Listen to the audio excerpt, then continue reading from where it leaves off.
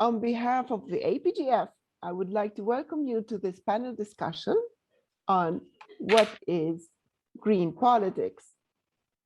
I am Najah Jarouch, an executive council member of the Green Party of Lebanon, and I will be your facilitator for this session. And I would like to remind you, of course, you all know that you have to put your microphone on mute and your video off after a while when we start, so that we get a better connection. And of course, when you speak in the questions and answers session, please open your video so that we can see your face.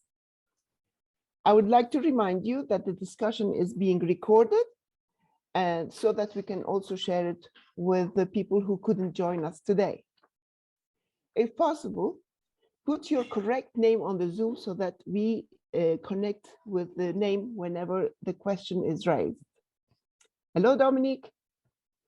The APGF General Secretary, Nick Cooper, is handling the technical parts of the Zoom meeting here. And I would like to say that he's my fairy today to make this panel successful.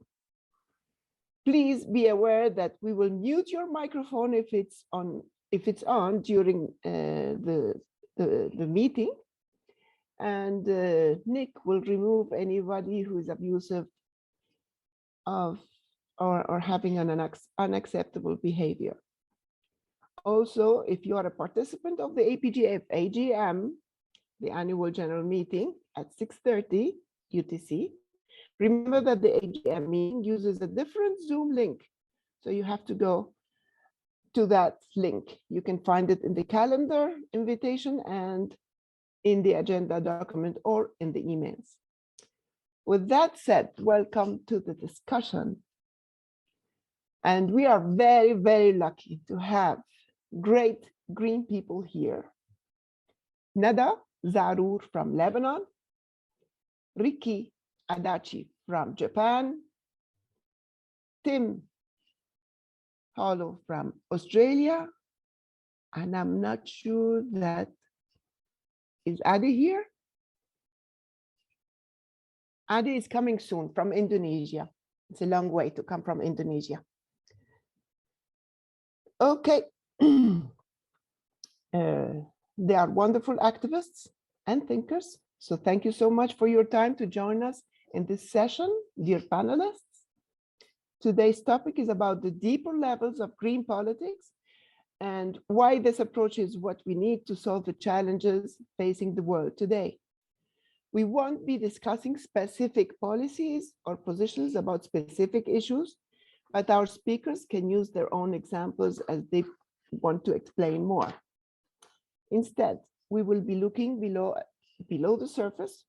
What is it about the green politics, how it sees the world differently from the old politics? Why is this important? What is needed? What does green politics actually mean? We will start with Ade, Zarour, and then we will go back to Ricky, and then Ade from Indonesia, and we will make another round with Tim, going back to Ade with another round of questions. So we will have 2 rounds of questions, 4 minutes each, or as the panelist sees how to divide the time between the 2 questions. And we will start with Ade Zarour. Okay, Ade Zarour from Lebanon. Unmute yourself, please. She is the first female president of a political party in the Middle East. Ade, you headed many local and international green organizations.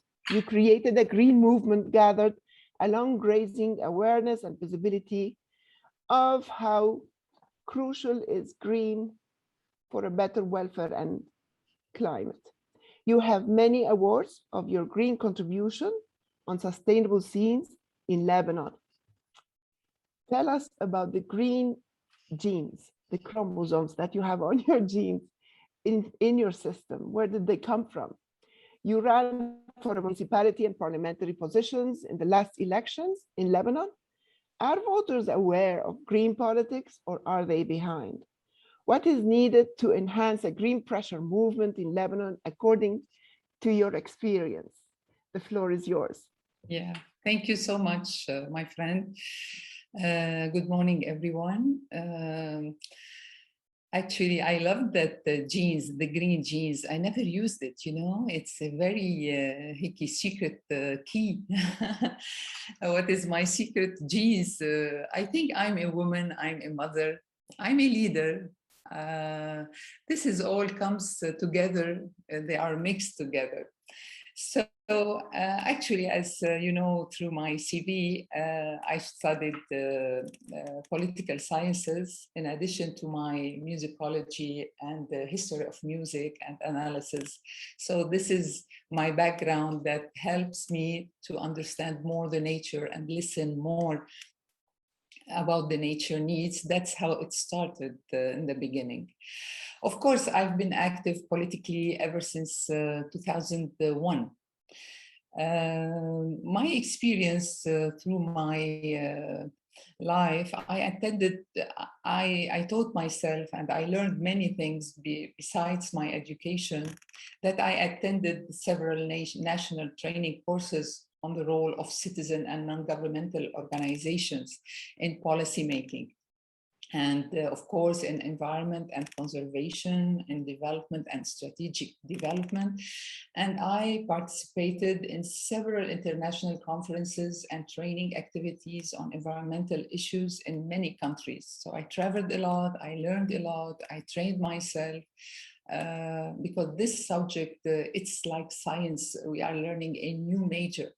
So through my passion and my experience, I learned a lot. And I organized many training workshops in my country. So I brought back with me many experiences, targeting different local communities all over Lebanon to implement awareness campaigns, targeting the public and the educational sector, including schools, universities, because I believe education is a part and our youth is part of this big change in the world. Of course, as you said, I ran for municipal election in 2010. And this was my first experience as a candidate in political life. Of course, I did it with a very potential group, half women, half men. We were 12. Of course, we didn't succeed. We were a very youth political party in Lebanon, Green Party. Yes, you raised your hand. I just want to remind you of the time. You have 1 minute. Okay. So in 2013, of course, however, the election did not take place, but we did our program as a Green Party. I was one of the candidates. Okay, from my perspective, environmental change crucially needs new laws and regulation to be implemented that can be achieved only through the parliament accordingly. My motivation to run for elections can be summed up in my attempt to join environmental activists, environmental groups. In my electoral program, priority was given to women's rights issue as well as environmental issues. The latter, according to me, is inseparable from the social and economic spheres of society. For me, the basic role of women in politics is to put an end to corruption while challenging the patriarchal oriental society by steering a political career away from corruption. The presence of women in the decision-making level automatically mitigate corruption. I was passionate and I was confident, just 2 seconds more, and I could get significant votes, but I wasn't sure I would win because we ran just to prove ourselves and to promote our green politics. I was unable to explain the behavior of voters who initially we stood by them and defend their environmental rights, yet it ended up my supporters didn't exercise their rights. So this is a testing for the Green Party and for me particularly. So this election experience gave me more confidence in the environmental cause I'm fighting for. On the other hand, I was able to realize that environmental awareness and cultural is absent in the society. This is what I learned. This led me to believe I need to adopt a new strategy moving forward. And now our strategy in the Green Party that we have a green recovery economic vision. That's why we want to present it in my next question. Okay, thank you, everybody. Right, thank you very much, Nada, for concising the answer into the limited time. I want to remind the newcomers, we have 40 participants over here. Welcome you, and we started with the first questions for a question for Nada Zarour. And I'm very sorry that we don't have a very open time to expansive details, so bear with us. Dear participants, and if you have any question, you can raise it in the end after the four panelists present themselves. We will go now to Rikiya, Dr. Rikiya from Japan. He was studying in Costa Rica in 1992, and the green philosophy seeped into Rikiya Adachi's system even before him noticing it. Ricky, or as he names himself as Costa Rican, he's a passionate Costa Rican. He is an academic social science researcher on Costa Rica. He is the founding president of the Institute for Social Sciences Studies on Costa Rica. He is a lecturer in 2 universities in Japan in studies about international relations, Latin American philosophy, peace studies, and of course, Costa Rican studies. Added to his repertoire, Rikiya ran for the Senate candidacy in Japan. And my question to you, dear Rikiya, how do you want me to call you, Ricky or Rikiya? Maybe Ricky, that's Ricky, easier. Fine. Yeah. Why a social science researcher on Costa Rica turned himself into a green candidate?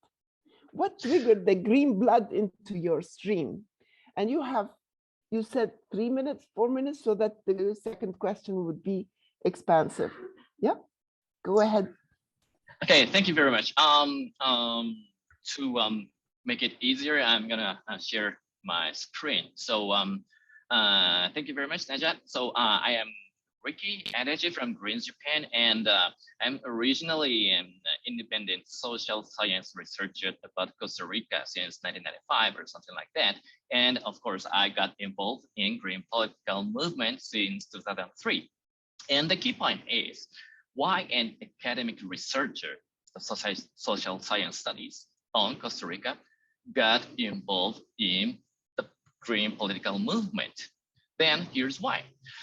Actually, I visited Costa Rica for the first time in 1992. And in short, and that's a long story, but in short, I got an opportunity to talk with the secretary of the president in Costa Rica. And she took me some time to do like Q&A. And I started with a very, very basic question, like what is the basic industry, most important industries in this country? And she said like agriculture and tourism. And so I go like, well, you said one of 2 pillars of this country's economy is tourism. Then I wonder why I can't find gorgeous hotels like Hilton, Four Seasons, Marriott, Sheraton, or something like that.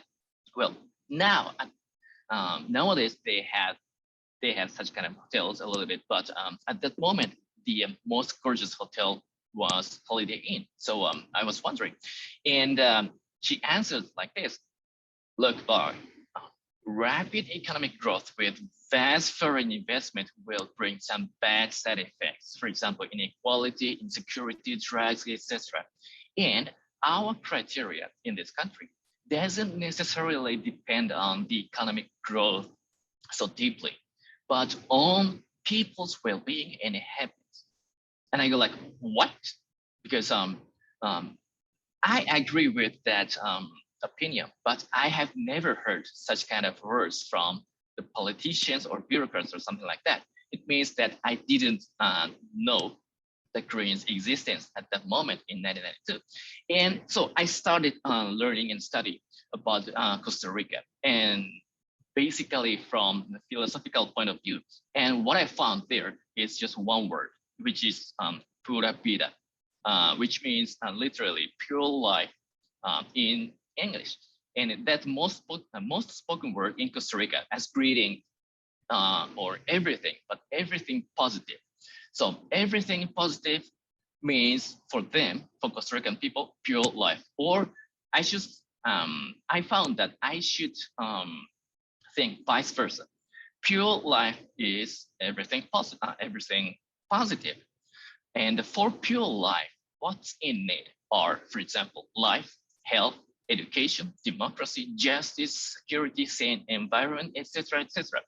But not economic wealth necessarily. If we have enough, that's enough, right? And a more important thing for them is to spend simple life with families and friends. So pura vida, pure life, is an integrated value which all of Costa Rican people share. And now, after coming back to Japan, I started my career as an independent social science researcher, mainly in the field of peace studies, because Costa Rica abolished its armed forces in 1948, and then many people get interested in it. And so I published some books, and I made films, and which made me a little bit popular among peace activists in this country. And some of them invited me to join their political party, not Greens, mainly leftists, but I felt something unfit to them because their way of thinking was very fragmented, not integrated. Some people talk about peace or particular armed conflict, and if you want to talk about another armed conflict, then please go to another group or something like that. So it was really unfragmented. Of course, I'm going to skip it. But anyway, so I feel so uncomfortable with them, even though we could agree with the topic, for example, about peace or about natural environment or something like that. And then in 2003, I met the secretary of Green Senator Everhard Japan. His name is Atsuo Nakamura. And when he told me about green way of thinking, I thought I found the answer. That's what I've been looking for, or something like that. And then I got involved directly in green political movement and be a candidate for the Senate, because the green philosophy is what exactly pura vida means from my point of view. And this is how. Green philosophy is an integrated value which consists of 6 dimensions, which is described in the Global Greens Charter, which are participatory democracy, ecological wisdom, social justice, non-violence, respect for diversities, and sustainability, and so on and so on. But these are just one dimension of which consists this cube called an integrated cube called green philosophy. So these 6 dimensions cannot stand alone. So this is how integrated values look like. And so I got involved in the political movement by myself because I thought that that's my work.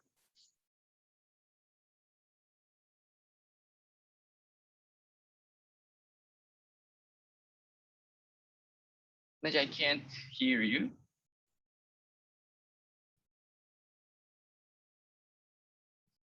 Naja, I think you're on mute. Yeah. Thank you, Ricky. Thank you very much for this fast presentation. And we will adopt the Pura Vida slogan that you integrated into our values. I like that very much. We will move into the following panelists. Hello, Ade. How are you? How is it in Indonesia today? I'm fine. Thank you, Nadia. So I will introduce Ade Zucchi, a fervent green activist. She graduated with a degree of political economy. I have met her, I have met you, do you remember, in the study tour that happened in Australia years ago, I witnessed that you are so close to nature as veins are to the heart. In your down-to-earth visits to local villagers to maintain their traditions, you campaigned for the protection of nature, for slowing down the greedy drive of economy. You established a green school, and maybe more than one, which is the most famous in Indonesia, the green schools. My question to you, Ade, tell us about the impact that green thoughts and practices have on youth. A number of schools were established. How did that help in spreading green actions in Indonesia? Were there any new developed regulations because of that movement? Tell us. The floor is to you, Ade. Yes, thank you, Naja. Thank you, everyone. Yes, this is the good experience for us in Indonesia because we still try to build and new experience in Indonesia about the political and democracy. So that's why we think if we have one of education system for to increase capacity our member in Indonesia Green Union is really good. Sorry, we can't hear you very well, Alexa. We can't hear you. Can you start from the beginning? We can't hear you. Or you have to stop aside in the car, outside the car. Okay. Maybe if you put your microphone near your face. Okay. Yeah. Randy, kita bisa berhenti sebentar. Okay. Wait. How about you see my voice now? Yeah, but put the microphone near your face. Okay, microphone. No, okay. Great. It's really, yeah. It's But better. she's driving. She's driving. No. No, I stop now. Okay. Be careful. Okay, careful. Naja. Yes, I will answer your question. And hi, everyone. Yeah, this is because this is a new experience for us in Indonesia Green Union, and so we have we try to build democracy and election system in Indonesia. So why we don't have a education system in Indonesia Green Union? So that's why we think, okay, we will try to build a political green school in Indonesia. This is for increase our member capacity in Indonesia. And especially for the women, because women problem in Indonesia is really, really damaged. They have not access for election and political system in Indonesia. And now we established in 7 provinces in Indonesia for political green school, and we have 3,000 members in Indonesia. But in fact, we still to find and increase women's capacity because we are really have problem with the women capacity. And now we try to develop and combine for 2021 to make it increase a women capacity with political training for women member in Indonesia Green Union. And we also try to in 7 provinces in Indonesia, and we plan to invite IPGF and IPGWN to join with our political training for women's to increase women capacity in Indonesia Green Union. And we try to produce some of module and material for to people in IPGF on others organization can be used for their training or workshop or education. Yeah, thank you very much. Ade, you once told me that the impact of the green schools affected a big number of students. How many students did you say? 3,000 now. 3,000 students now. During how much time? Yeah, but only 20% women student now we have. That's great. Okay, we will get to the rest of the story in the second question. Stay with us, Ade, and we will get back to you with another question. I will go to Tim, and Tim, we will sing the green philosophy. He is a passionate musician. He's running for the seat of Canberra in the coming federal elections in Australia. Good luck, Tim. Tim has a master's degree in environmental law. He compiled his political experience through campaigns in green organizations like Greenpeace in Australia. Tim has many environmental publications in prominent reviews and magazines, and we're going to get the essence of everything now. My first question to you, tell us more about the intertwining roles of art and culture with the green politics. On one hand, how did you grow the green music in Australia? Was it organically grown from the small band that you established, the quartet, the string quartet? Tell us about it. Thanks very much, Naja, and thanks everybody for having me. Before I get to your question, I want to do an important thing for Australians, which is acknowledge that I'm joining the meeting from the stolen land of the Ngunnawal and Ngambri people and pay my respects to elders past, present, and still to come, as well as any other First Nations people joining us today. Crucially important for Australians. So yeah, I've always been both a musician and an environmentalist from a very early age. And it's interesting, for a long time, I thought of them as quite separate things, quite separate parts of my life. So I would go and perform music, and then I'd be volunteering and working for environmental organizations. Occasionally I'd bring them together. I'd sing songs that had environmental themes, or I'd talk about environmental issues on stage. And then when my children were born, my oldest child is 17 now, it really kind of came to me that no, I have to do the most I possibly can with my music, and made sure that our band recorded in studios that used only renewable electricity, and we were reducing our travel as a band, and we produced our albums packaged in recycled cardboard instead of plastic and that kind of thing.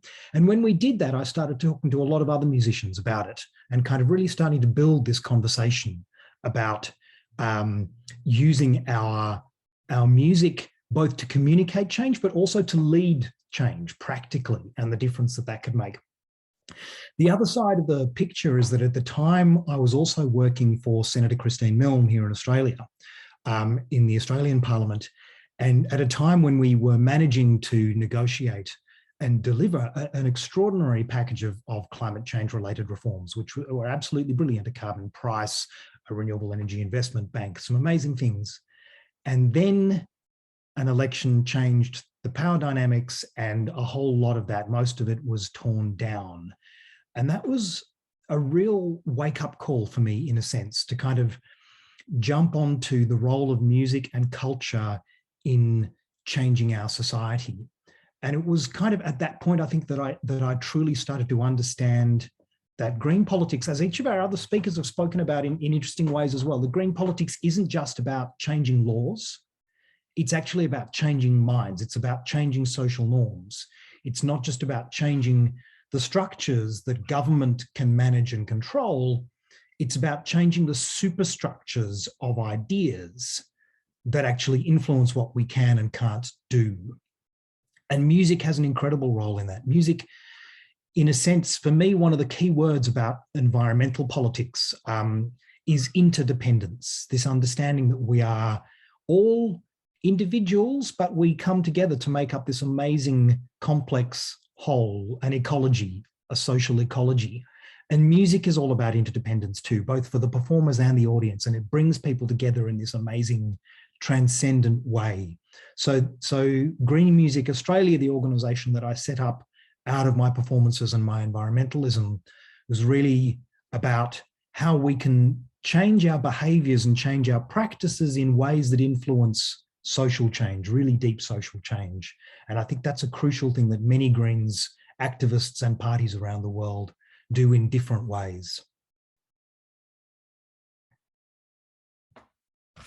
Thank you, Tim. It's a very interesting point of view and a perspective to change. Oh, it's beautiful. Yeah. It's beautiful. I think Nada agrees with you a lot because she's a musician herself as well. I'm impressed, yeah. And it is changing the mindset rather than changing the laws. Also changing the laws and legislations. We will go forward to our second round of questions with Nada, coming back to Nada. My second question to you, you have been busy working on various green political platforms. You were the president of GBL, a member of international and local communities. How do you envision the recovery of Lebanon from its multifaceted crisis? Yes. Actually, as you know, Najah, we're passing in a very critical situation regarding the collapse of the economic situation in Lebanon. And that's why we are thinking of our, just a second, my connection is bad. That's why I removed the video. It's okay? It's okay if I... I'm sharing your screen. Yes, I saw it. I saw it. Yeah, okay. Just a second. Yeah. So we created a vision. It's an economic recovery vision for Lebanon based on global sustainability trend. So everybody asks why we have a vision. Vision have become a necessity for the success of any institute in countries, in corporation or non-governmental organization. When it is clear where we all want to be in the long term, we would know what actions we need to take on the short term. So I'm not starting with my presentation now, Najah, just wait until the first slide. Keep it at the beginning. So the national vision have been documented to be an effective tool to, if done correctly, in a diverse country like Lebanon, where society is not homogeneous and sorry, just a second, my connection is getting worse. Okay, so in a diverse country, I said, where society is not homogeneous, a vision that the Lebanese can come around might be what this country needs. There are different kinds of visions that have been developed by various entities, and we situation here in Lebanon, the connection, the electricity. I'm very sorry if there is if I disconnect, but be patient with me. So there are different kinds of visions that have been developed various entities, but most successful visions and had certain elements in common that we want to speak on it about it in my presentation, which are vision have to be holistic, visions have to be inclusive, and visions have to be again, just a second, inspiring and clear and simple. Okay, so how to use this document that I want to present it, I will explain it in my PowerPoint presentation. So let's go through it, me and you, Najah, and let's start. Slide one that we want to talk about, if you can keep it on, so I can use my screen too to read my text. Okay, a green recovery vision for green politics, an economic recovery vision for Lebanon based on global sustainability trends, as we discussed. So this document is a live document that aims at generating a discussion among the various Lebanese stakeholders, such as a civil, it's keeping popping here. Keep my slide as it is, and I will ask you to move to slide 2. All right, so the current situation now in Lebanon, this is the slide 2. The main priorities, Lebanese just want to survive and prevent complete collapse of country, as everybody already knows. Economic collapse, Lebanese currency has devaluated more than 90%. Political collapse, revolution is still ongoing with a new government being formed to prepare the parliamentary election on spring. So on slide 3, why a green recovery vision? There are different kinds of visions that have been developed by various entities, as I have mentioned before, but most successful visions had certain elements in common for achieving them in global, which are vision have to be holistic, provides a holistic solutions to all problems in Lebanon, especially economic. Vision have to be inclusive, overcomes the political and social divisions existing in the country, and broad ownership. Our approach is to get support to this vision bottom up. Vision have to be clear and simple, that provide a simple presentation on what needs to be done for the audience. And vision have to be inspiring, provides a positive outlook to the country that uplift Lebanese from current cycle. Slide 4, the process. It's a model of a green political economy. From ecological modernization to economic security, a national consultation process before going to public. So we engage revolution groups, civil society, readers, and decision makers. We organize a set of seminars on the topic. We will develop an online platform for national consultation on the future of the country and start getting buy-in on the concept before branding it as a Green Party strategy. So it's still a draft vision, and we want to share everyone to be owning this strategy. So in slide 5, why a green recovery? Sustainable development has been the economic dimension. Locking infrastructure investment now will lock us for the next 30 years. Future trends, we are not trendsetters, that follow global trends in economy. And green recovery, all indicators show that the green economy is in a one-way path. Green political views suggest that ecological modernization is the dominant concept of sustainable development. Lebanon's economy contracted more than 50% and continues to go down. We are starting from zero. Examples of major changes in economy like digital photography, combustion engines, smartphones, etc. Green economy has been growing while urgency of sustainability is also growing. On my slide 6, Lebanon is the land of diversity. So when we talk about topography, mountains, chains, coastal plain, fertile valley, semi-deserts, forests, sand and rock, beaches, etc.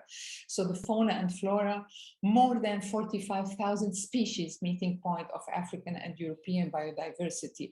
In culture, influence of 23rd civilization, microcultures, ability to link with other cultures.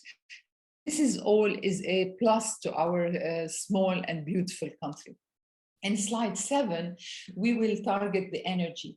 Energy strive for 100% renewable energy target by 2050. So World Bank report shows that a 40% renewable energy target for 2030 is cheaper than any other pathway. The current 2030 target is less than 30%, which is more expensive trajectory. Oil and gas sector has high risk, as everybody knows. Best case scenario, the sector would contribute not more than 1% of Lebanese economy by 2030 with no significant job creation. So renewable energy is the fastest growing energy sector currently, and at just 0.5% of energy production provides more than 10,000 Lebanese jobs. So this is all what we're targeting. It's also about transport, also 100% electrified transport by 2050. The death of the internal combustion engine is expected to happen soon. Lebanon is completely not prepared for this transition, which creates a substantial logistical risk. Lebanon requires a long-term transport vision and strategy that prioritize public transport and electric mobility. What we're watching now, what we're living now, there is zero electricity in Lebanon. We are all depending on the generators. And now the renewable energy is starting to booming in Lebanon in this sector. So that's what we are investing investing now to reach in 2020 to reach in 2020 in 2030 the 50% committed strategy for Lebanon in COP 2015 Paris. So tourism also one of our target, 100% diversified tourism sector. Shift in type of tourists coming to Lebanon with more coming from developed countries. Looking for ecotourism. Our tourism strategy and infrastructure is not adjusted to this shift. So 35% of international touristic trips are eco holidays and the number is rising. So historical, cultural, nature, culinary and extreme tourism. In slide 10, agriculture, 100% organic farming target by 2050. Lebanon has not invested in this sector in the past 30 years. So Lebanon relies heavily on food import, especially in relation to beef. And in sector is critical for distributed growth, especially in rural areas.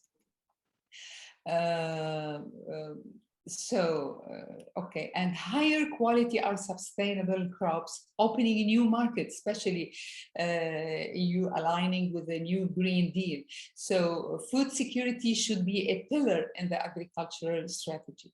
This presentation, dear friends, suggests that the discourse of the economic security ought to be used as a way of articulating a radical, robust, and principled understanding of sustainable development, which offers a normatively compelling and policy relevant path to outlining a green political economy to underpin sustainable development. Thank you, everybody. Sorry, Najah, for helping me. It was important. Yes, thank you for the expansive presentation, but Lebanon, wherever you look, there is work to be done. It is a recovery, but yet it's a rebuilding the whole system together. That's why the importance of our vision. Yeah. So sadly, Lebanon needs a revamping power with, I don't know, we need a miracle. Thank you very much. Miracle can happen.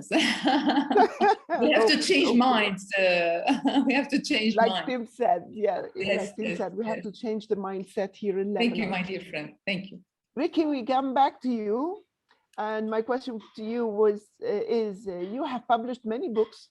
How did the green thoughts materialize? Tell us about how it influences readers to get the green future. All right, I'm gonna go very quick. Let's see.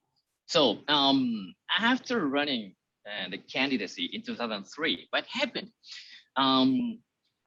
Interestingly, more and more people got involved, got interested in Costa Rica because it became more and more famous for its pacifism.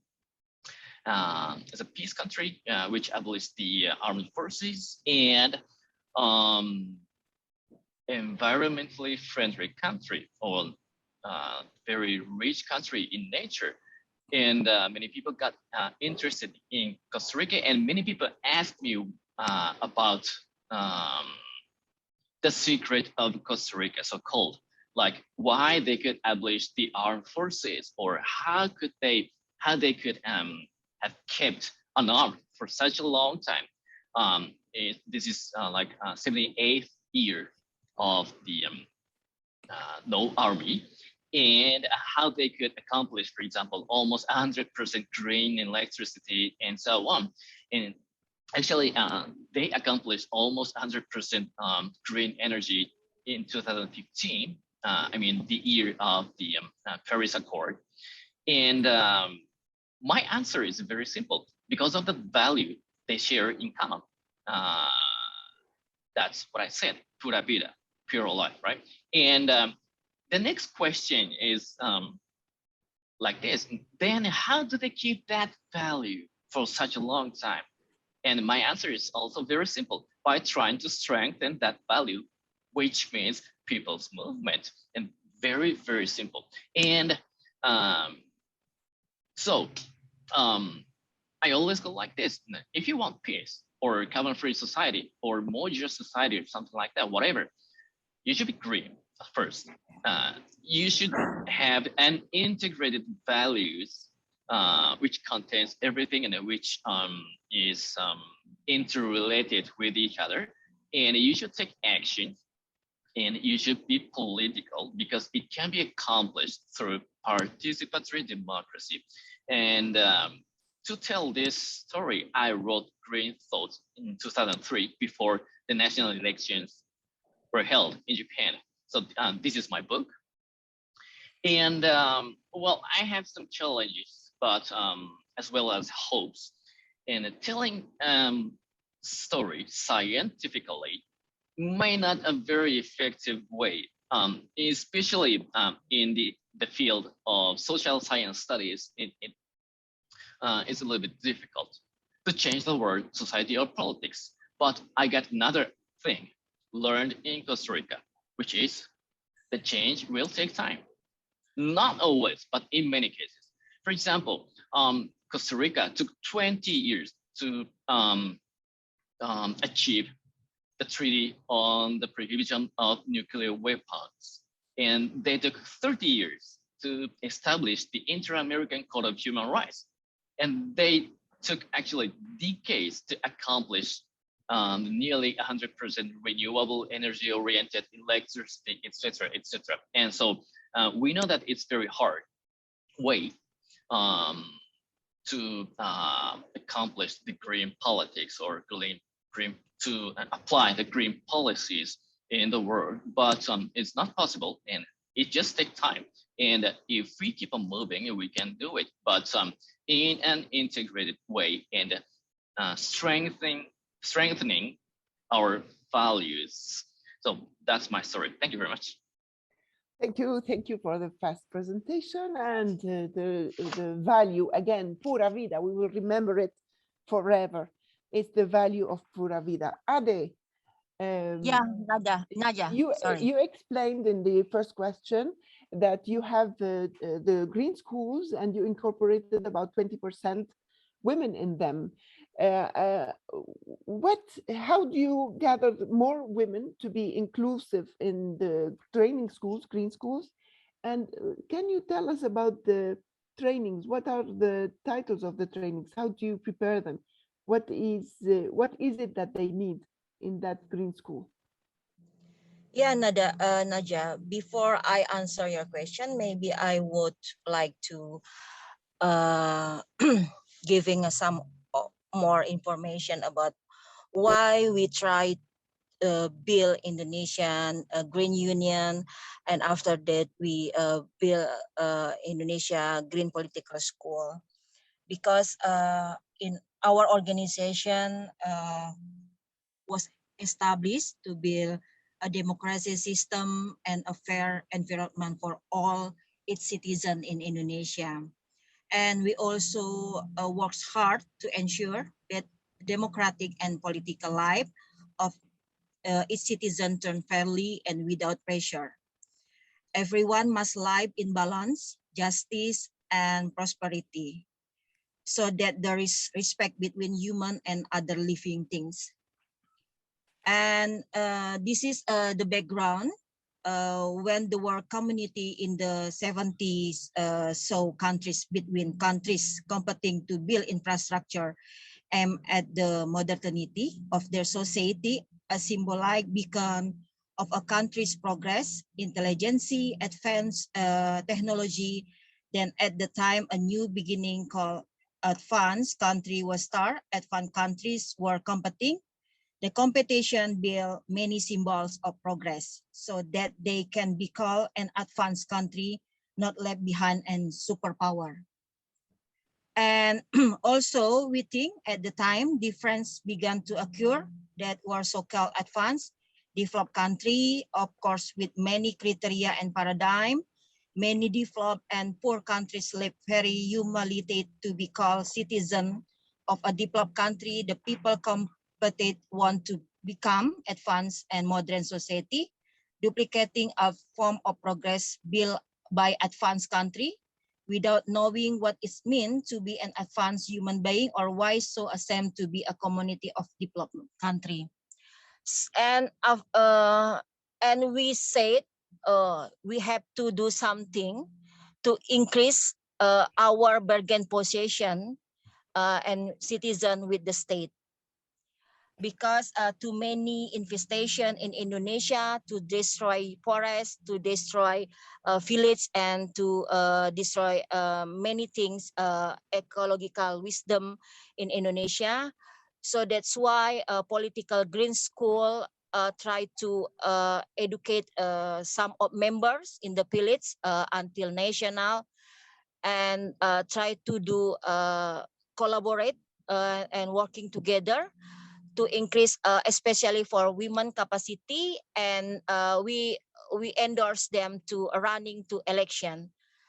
Election in Indonesia from village until national election. So we think if they know well about democratic and election system in Indonesia, so they can giving information and give some of information to parliament to making regulation to protect nature and living as a wisdom, as a tradition people in Indonesia. So we try to protect nature and environment with Green Political School in Indonesia, Naja. Thank you, Ade. Thank you very much. And of course, we will thank the establishment of the Indonesia Green Political Schools that is coming from the Indonesia Green Union. And it's a very important movement that you created in your country, Indonesia. Tim, your last question would be, you are a visiting fellow at the Australian National University on Green Philosophy. Can you tell us more about the universal basic income? I hope it doesn't take long, but we have to learn about a little notion about the universal basic income, and how does it work in a green future of social justice? This is for my, oh, sorry. That's all right, Ade. Yeah, thanks, Naja. Universal basic income, I am fascinated by, and many others in the green movement, partly because it is a really interesting tool for shifting social norms, for shifting the understanding of who we are as a society, but also as people, as individuals within a society, as a social ecology, in a sense. It's about cultivating mutual trust and respect, and it's about democratizing our labor and our lives. For those who don't know what it is, essentially it's about putting a floor under income. It's like a system of universal health and education, which many countries now have, where you essentially guarantee that every member of your society should have at least a basic level of healthcare, at least a basic level of education. A UBI says the same thing goes for income. Everybody in our society should have at least a basic level of income. So what it does in that way is it structurally eliminates poverty. It says, here is the poverty line. Every single person in our society will have enough money to meet the poverty line. But what it does beyond that is it actually, through doing that, it eliminates the idea of poverty. It eliminates the idea that poverty is acceptable in a decent society, that a decent society can exist with extreme wealth and extreme poverty sitting next to each other. And even in a country like Australia, a highly quote unquote developed country, a very wealthy country, we have outrageously extreme wealth, multi-billionaires, and we have thousands, tens of thousands of people living hand to mouth, not being able to actually feed themselves and their families, not being able to have decent housing and accommodation. A UBI says that's not acceptable, and we will end that structurally and philosophically. The other thing it does for kind of a green economic vision is that it ends, in my opinion, the whole idea of the extractivist economy. So the capitalist economy basically evolves from a process of building walls, enclosing land, enclosing people, and extracting value from the land and from the people. That's kind of the core of the whole process of environmental destruction throughout history. We enclose a space and we say we can chop down these trees, we can plant monoculture crops, we can extract all of the value out of the soil, and we'll just continue to do that. The current system of labor and welfare does that to us. It turns us, humans, into a resource to have our value extracted from us. It does that by saying that the only value of a human being is what we can sell our labor for. And it does that by making life intolerable for people who don't do that for whatever reason. Either they choose not to or they can't do that.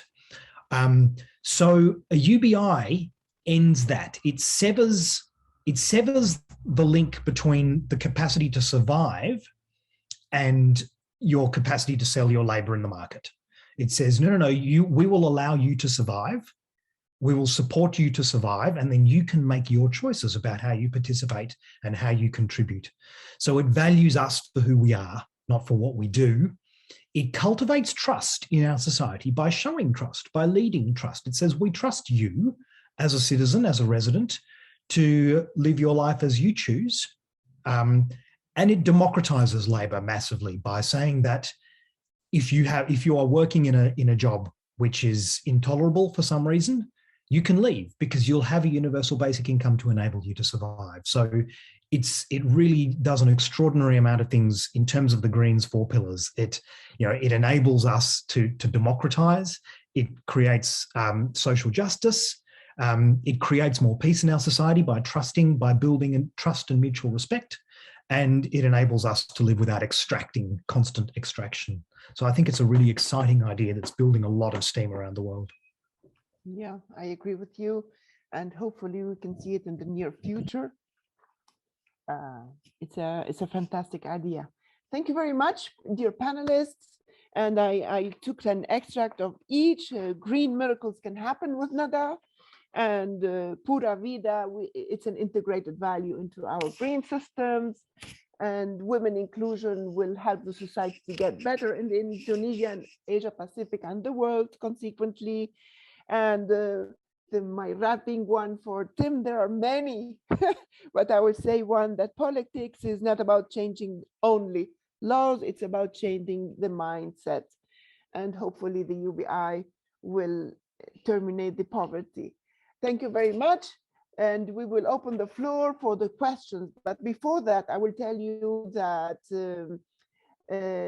when you raise your question, you have to raise your hand, and don't forget to put it to lower your hand after your question, so that we can take the questions in an ordered manner. And once I call your name, you can unmute your microphone and video. You can ask the question. If we have time, I don't know. Before that, I would like to remind you that after the session, you have to get another link to enter the annual general meeting. It's on the same link that you have. So you go back to your emails. And thank you, Nada, Ade, Ricky, and Tim again and again and again. And anybody is raising any hand? I don't see any hands for any questions. Bob, don't you have a question?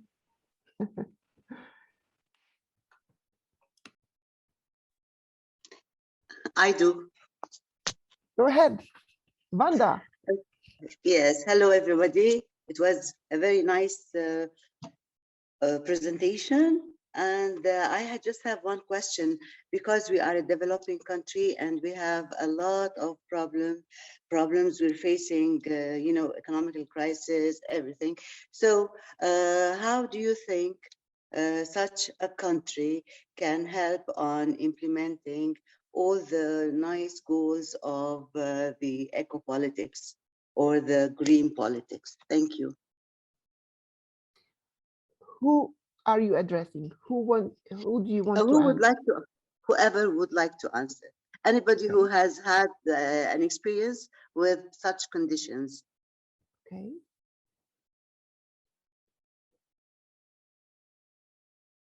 Ricky? Yes. As far as I know, for example, from my experience, what I can tell is the experience of Costa Rica, which was a very poor country decades ago. And interesting thing is that Costa Rica is in Central America, right? It's in the region called Central America, and it's been a very, very devastating region, in which they have many civil wars or armed conflict and poverty and corruption and everything. And what I saw very interesting is that Costa Rican people escaped from the poverty and insecurity and how to say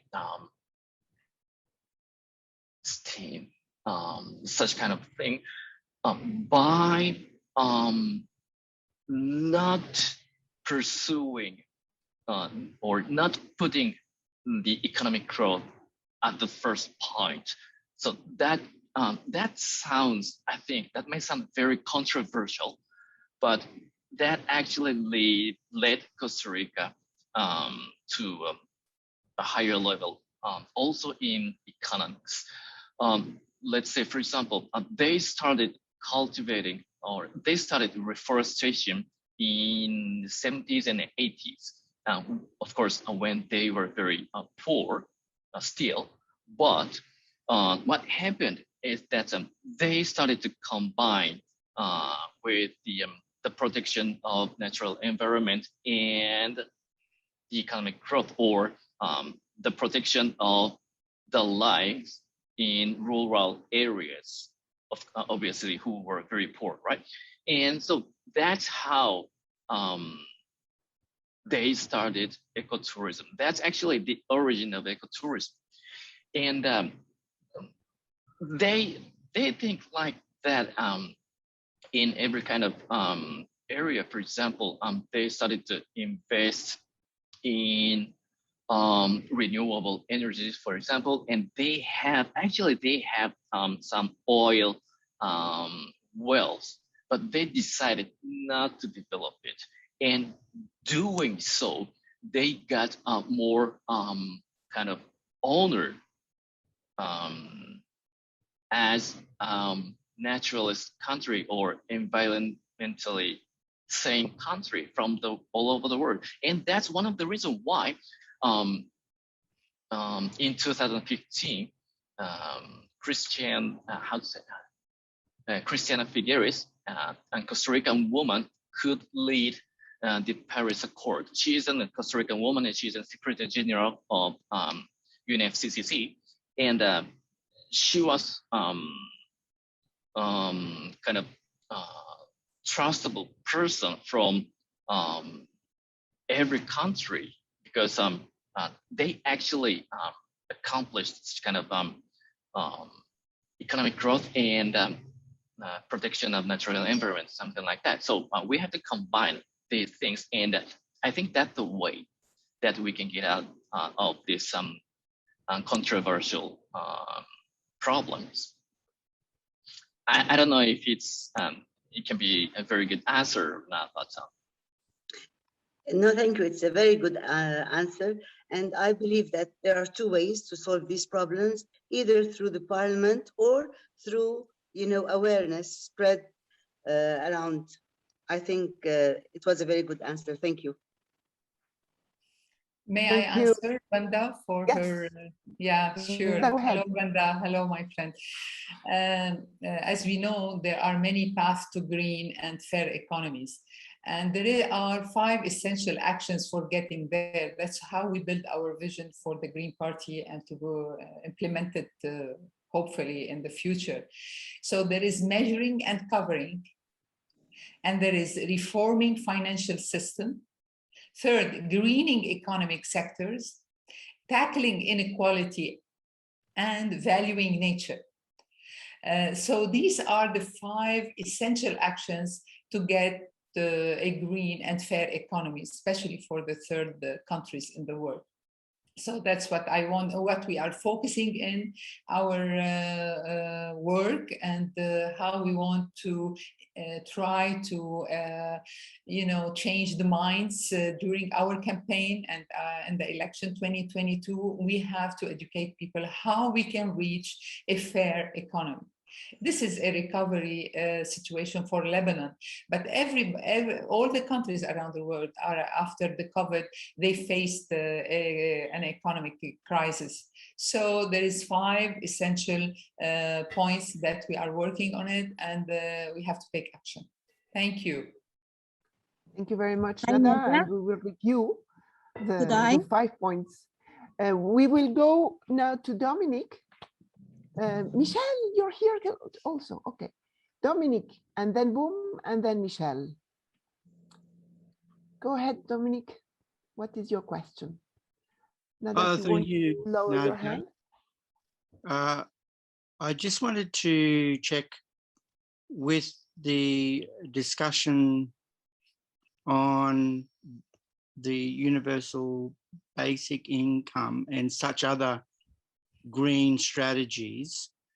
In that context, for those nations who still have unsettled business with their original indigenous populations, and I, as a First Nations person, pay my respects to elders in country, as Tim did. In that context of universal basic income, how does the formula take into account nations that still have indigenous inherent custodian population, where the economic and political power of those First Nations peoples is still not at a co-sovereign or equitable level? Fantastic question, Dominic. Thank you. Really important question. I guess I would answer it in my opinion, in a couple of different ways. One is that a universal basic income is not and can never be thought of as a silver bullet to cover everything. And for instance, there's a lot of people in the disabled community who make very clear points that you can't expect disabled people to be living on universal basic income, and you always need to have additional payments for people in certain circumstances. And I would have thought in Australia, there is obviously the very slow beginnings of a conversation about reparations. And that would have to be in addition to a universal basic income.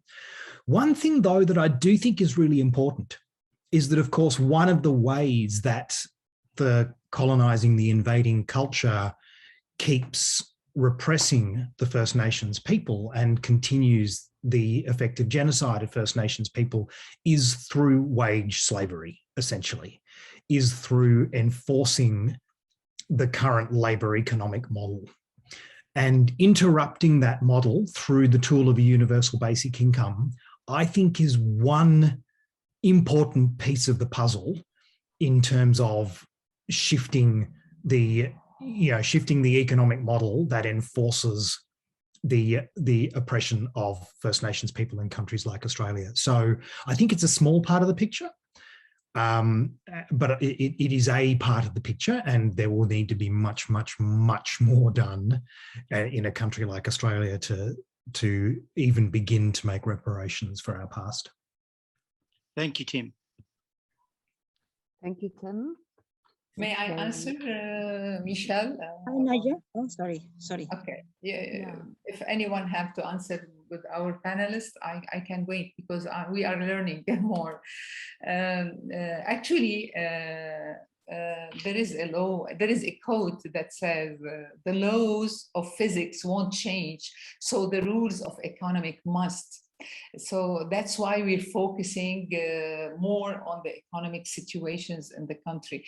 The transition needs to be faster and deeper and more inclusive. The green economies means more than wind turbines or resources efficiency. It is about rewiring our economies to ensure that everyone can live well within our ecological limits.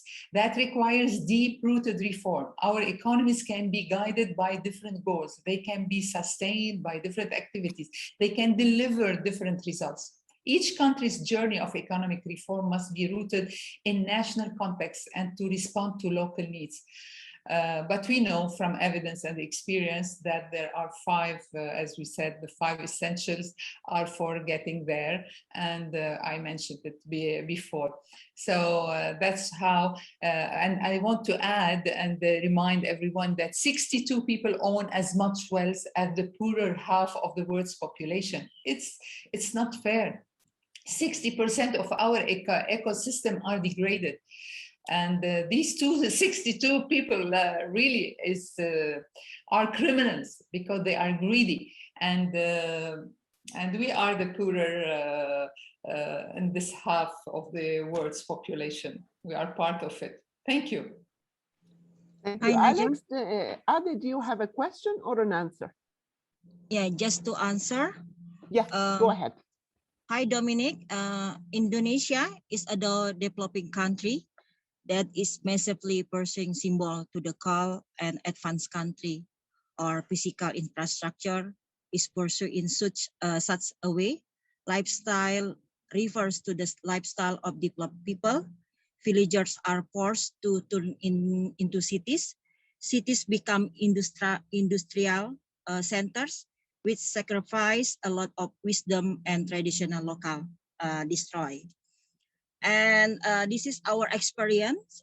Villagers in Indonesia, which were original welfare havens, where people could planting, farming, gardening, and protect nature, were finally forced to become new peasants who were hungry, greedy, arrogant, just to get rich. Got to take advantage of it as much as possible. So that's why in our organization, in our Green Party, we try to build economic system. We try to build a village in Indonesia to making economic connection with the other country. And now with the villagers in Indonesia, especially where Indonesia Greens Union work in some of villages in Indonesia, we try to build green economic system. We try to build connection with the other country to export from our commodity to other country.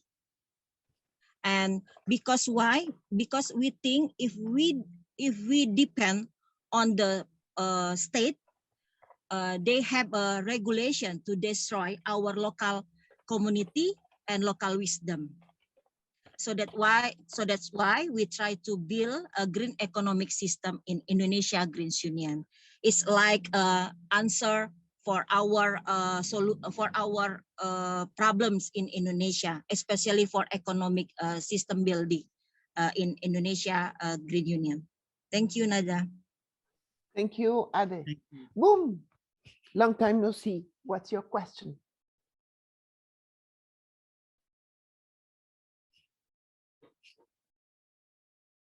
Boom, are you still with us?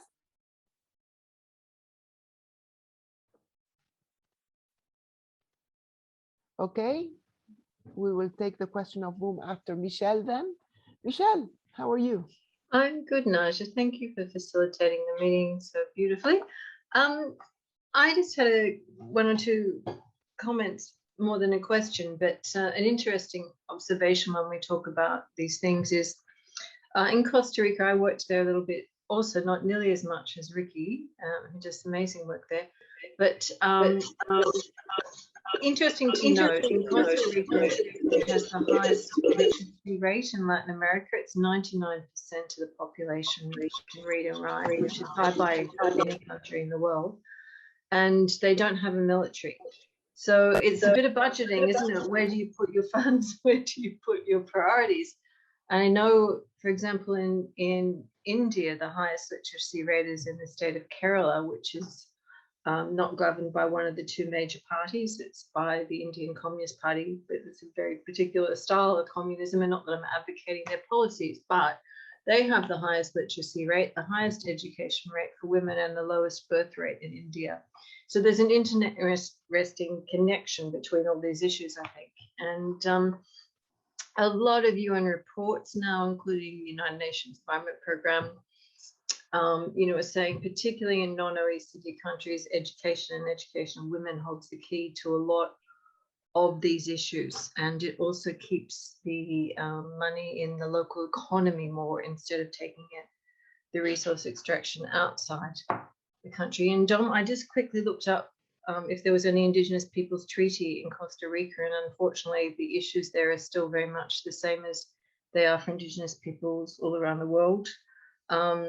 And they did have their first National Indigenous Congress in 2019 on International Day of Indigenous People for the UN. And I really think it'd be nice for Global Greens perhaps to do something more around that day in the future, as well as us in APGF, but something that we could help instigate a little bit more going forward too. So that was just comments and observations. Thank you, Naja. Thank you, Michelle. You always have the insights from inside. Boom, are you there? Hello? Yeah, hello. Can you hear me? Yeah, I can hear you. Thank you very much. I'm very happy. The great presentation of our friends. And we are thinking during this pandemic time, we should rethink our green policy, because pandemic, it seems, not only happened now, it would be continue sustainably because of global warming. There are coming no more challenges in this direction. That's why we must focus now closely. We are thinking closely how we should manage these social problems like poverty. During the pandemic time in Mongolia, mostly 2 years, half of population now under pressure on poverty. And that's why we should think how we could, with help green economy, solve the problem of poverty. For example, to make possible to people have basic income. Basic income is actually for human necessity. We should more focus on this direction, how we can make basic income. For example, now Australian company wants to make in Mongolia green hydrogen. And the export is from Mongolia to China because they needed it. Why we should choose these kind of business directions to use Mongolia as resources of poverty, the income of poverty of whole Asian Pacific countries, for example, like Indonesia, Philippines, and the countries where there a lot of pressure of poverty. And put green technology in Mongolia. Mongolia has enough space. We have big markets like China, which is needed energy, green energy, and so to push this kind of pragmatic thinking to solve our regional problem of poverty. And that's the case from our side. The question is that to think now about the possibility of basic income in our region. Thank you very much. Thank you, Boom. And I think we still have about 9 minutes to finish. In that, I would like to answer what Ricky said about the basic income. It should be considered internationally as well. Countries like Japan or Australia have more responsibility for the accomplishment of basic income in other countries, starting with the debt cancellation. That would be wonderful, yes. And Tim and Suresh agree with Ricky. That's a wonderful start. Let's do the basic income. And Nada, do you have anything to add? Yes, one last comment that I want to give a positive Ricky influence. Our world now is more connected than ever before. So managing systemic risk and opportunity means rewiring our institution with different goals in mind. So, and aligning our measures of progress against different objectives. So to find out more about measuring and governing, we know that the journey to greener economies has already begun, and we invite the Greens to push more to be part of this. Thank you. Yeah, thank you very much. Dominic? Oh, yes, thank you, Naja. I just wanted to put a question around the conversation we have going now with the input from all the panelists to the question I ask and the other questions. So thank you very much, panelists.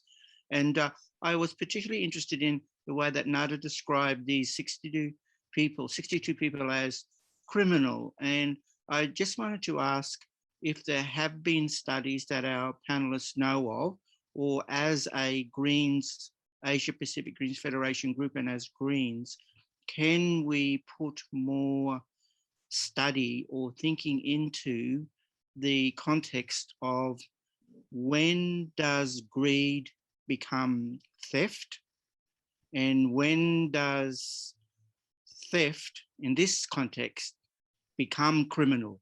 Because I was very struck by Nada's comment about the economic analysis calling the 62 most wealthiest as greedy and as criminals. And as part of our green thinking, can we put thought to when does greed become theft and when does this theft become criminal, please?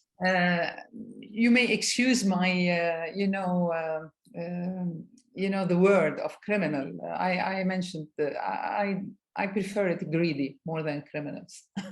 But nature is an asset, too important to fail. So our societies and businesses and economies depend on it.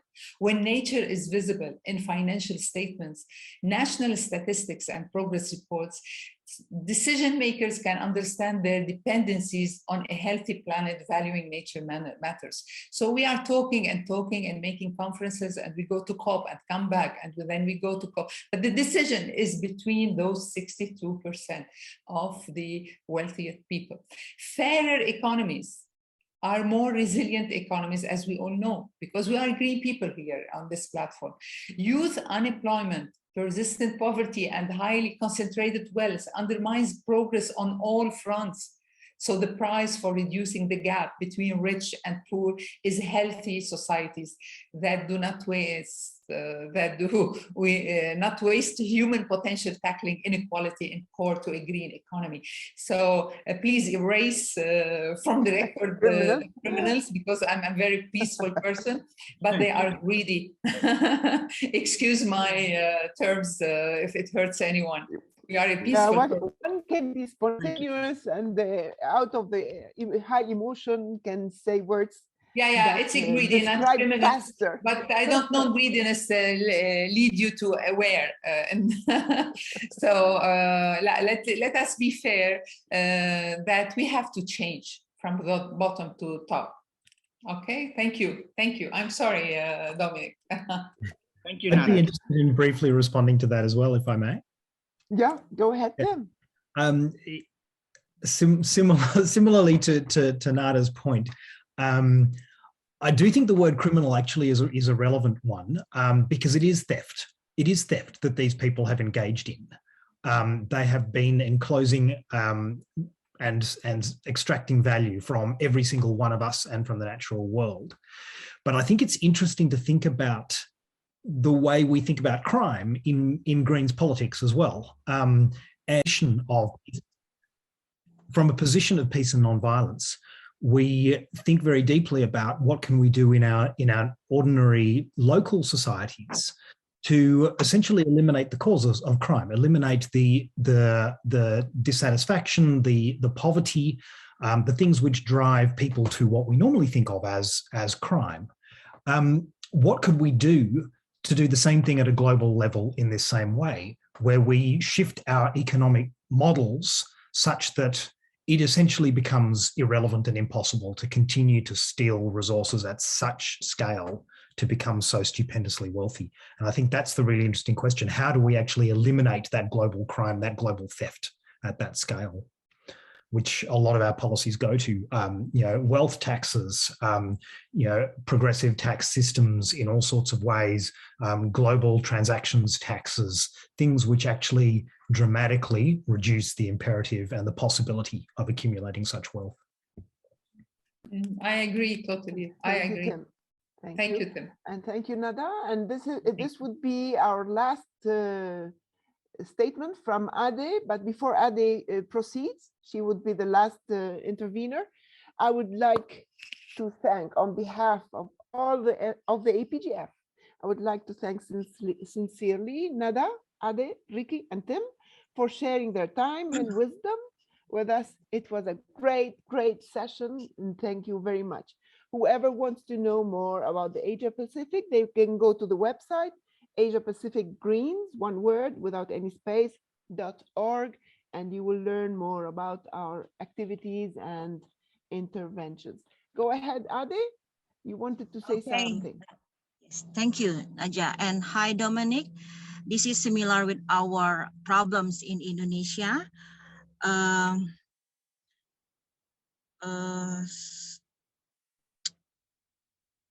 We are human beings in the world. Owe a lot to nature.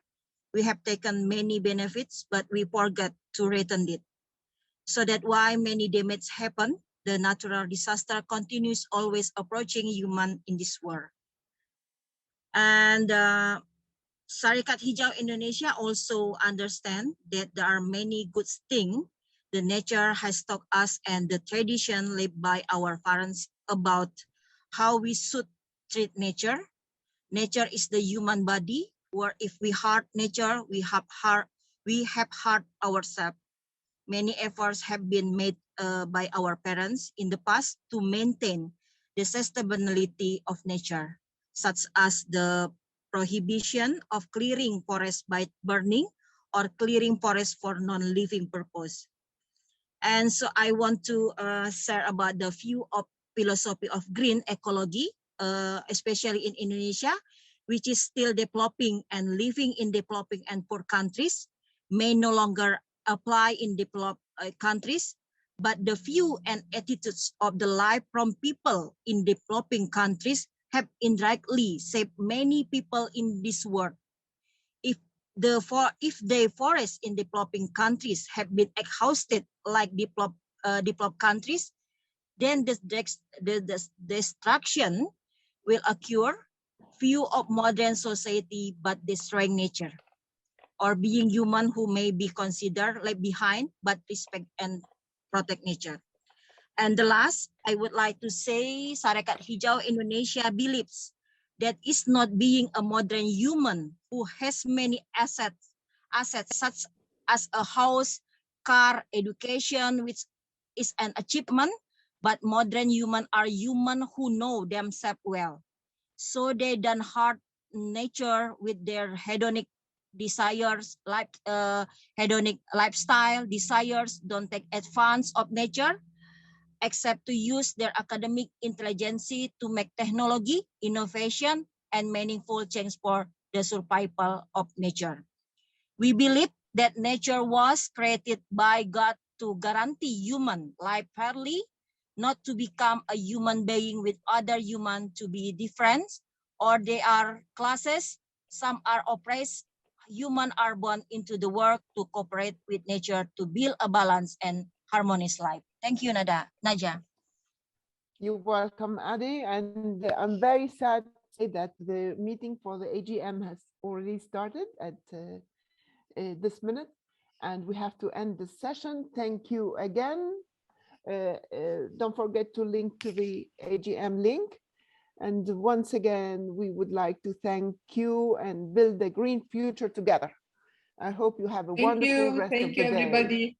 Thank you so much. Bye-bye. Looking forward. Bye-bye. Bye. Thank you. Thank you very much. Thank you.